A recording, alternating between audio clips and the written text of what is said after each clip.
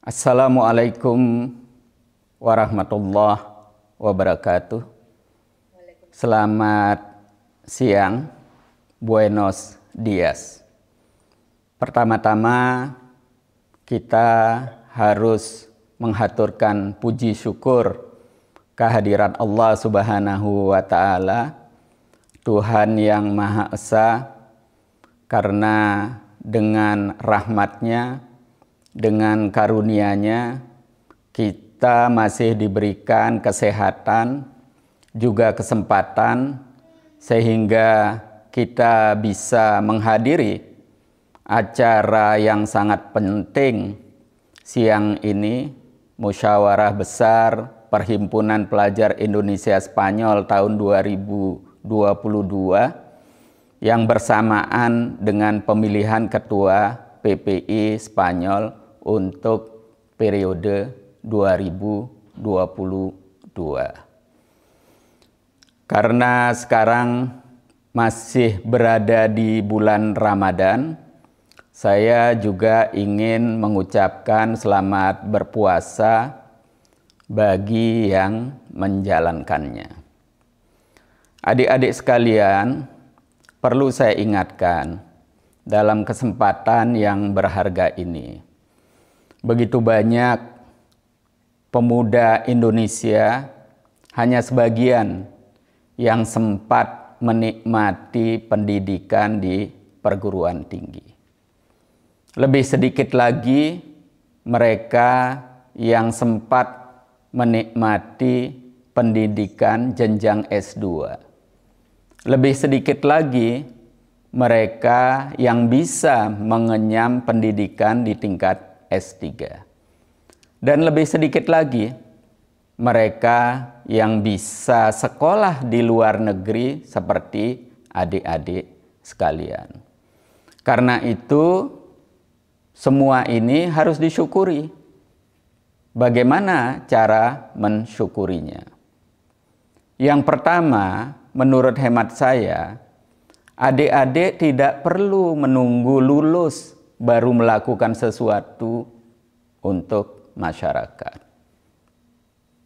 Adik-adik bisa melakukan sesuatu yang besar ketika masih kuliah dan bisa memanfaatkan institusi PPI ini untuk melakukan sesuatu yang besar.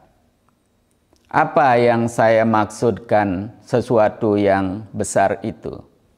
Sekarang adalah era sosmed. Semua orang berbicara di sosmed. Tidak ada seleksi, tidak ada filter. Orang yang bodoh dengan orang yang pintar memiliki opportunity yang sama untuk berbicara di sosmed. Orang yang bijaksana dengan orang yang kurang bijaksana memiliki kesempatan yang sama untuk berbicara di sosmed. Orang yang berpikir hanya untuk dirinya sendiri mengabaikan kepentingan orang banyak. Orang yang hanya berpikir jangka pendek mengabaikan kepentingan jangka panjang. Ini menurut hemat saya sekarang mendominasi sosial media kita. Sehingga narasi permusuhan, narasi kebencian, narasi-narasi yang menciptakan suasana negatif itu mendominasi media sosial kita. Nah, itu sebabnya saya mengajak agar adik-adik sekalian ini proaktif, tidak lagi pasif. Untuk high profile, tidak lagi low profile. Agar narasi-narasi negatif itu bisa kita imbangi. Bisa kita redam dengan narasi-narasi yang positif. Yang berorientasi jangka panjang. Yang berorientasi untuk kepentingan bersama. Perlu disadari bahwa adik-adik sekalian yang kuliah di luar negeri ini menjadi rujukan bagi masyarakat. Kalau adik-adik berbicara, itu didengar dan diikuti. Apalagi adik-adik sekalian kuliah di Spanyol. Spanyol ini adalah salah satu negara Uni Eropa. Kuliah di Spanyol itu gengsinya tinggi. Kualitasnya diakui. Kalau berbicara sains dan teknologi, itu setingkat dengan Jerman, dengan Inggris, dengan Prancis.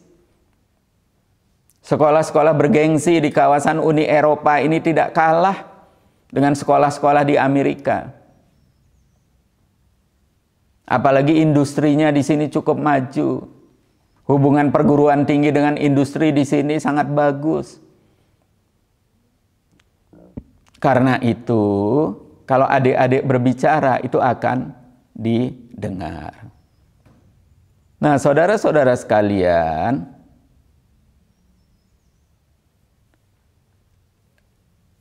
ini yang menjadi alasan kenapa saya kemudian sebagai duta besar yang biasanya katanya dubes itu lebih banyak diam daripada berbicara. Lebih banyak tersenyum. Karena kalau berbicara banyak itu akan bisa berimplikasi terhadap hubungan dua negara. Kalau salah di dalam berbicara. Nah, saya memilih untuk banyak berbicara. Karena saya risau dengan perkembangan masyarakat kita. Dan saya ingin mengkapitalisasi semua yang saya lihat, saya rasakan. Tentu di samping saya menjalankan tugas-tugas sesuai yang dimandatkan oleh Presiden, sesuai dengan guidance yang diberikan oleh Kemenlu, saya juga ingin memanfaatkan keberadaan saya di sini. Suasana masyarakat yang saya lihat di sini produktif, baik untuk jangka panjang maupun jangka pendek. Nah, karena itu saya berharap adik-adik sekalian juga mulai memanfaatkan kesempatan yang ada untuk juga membangun narasi positif. Narasi yang mengguidance agar masyarakat kita itu bergerak ke arah yang benar, ke arah yang baik. Baik untuk kepentingan individu, kepentingan komunitas, maupun juga kepentingan masyarakat secara keseluruhan.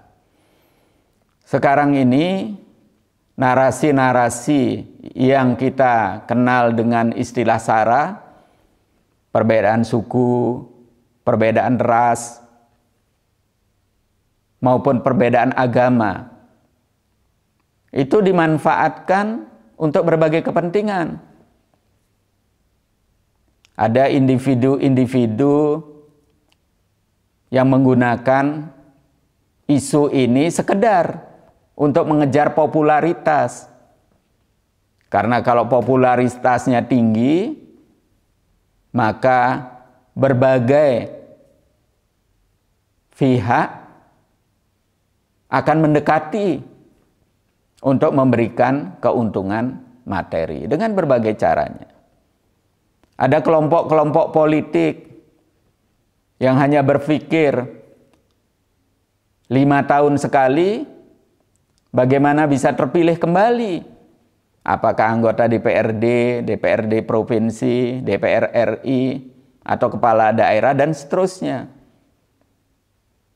Padahal jejak digital itu permanen dan akan terus dilihat. dan akan terus menimbulkan kerusakan kalau narasi negatif, permusuhan, kebencian yang dilontarkan. Nah, karena itu ini saatnya adik-adik tampil high profile, proaktif, dan dunia sosmed kita sangat mudah dan murah. Karena itu dalam kesempatan berharga ini, saya kembali ingin mengajak adik-adik sekalian untuk melakukan sesuatu yang berharga tanpa menunggu lulus dulu. Tanpa menunggu untuk kembali ke tanah air dulu. Kalau dulu Bung Hatta melakukannya dari Belanda.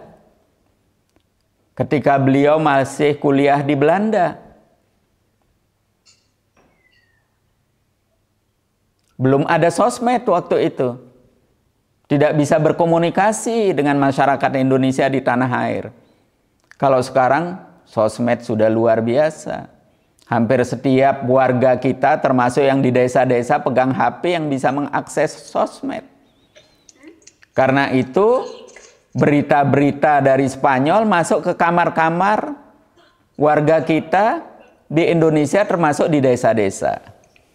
Karena itu sebelum mengakhiri sambutan saya ini, saya ingin mengucapkan selamat kepada pengurus yang lama dan harapannya pengurus yang baru bisa melanjutkan apa-apa yang baik yang sudah ditinggalkan oleh pengurus sebelumnya, dan lebih dari itu ya harus memanfaatkan berbagai potensi yang ada untuk kebaikan bersama, termasuk warga kita di tanah air.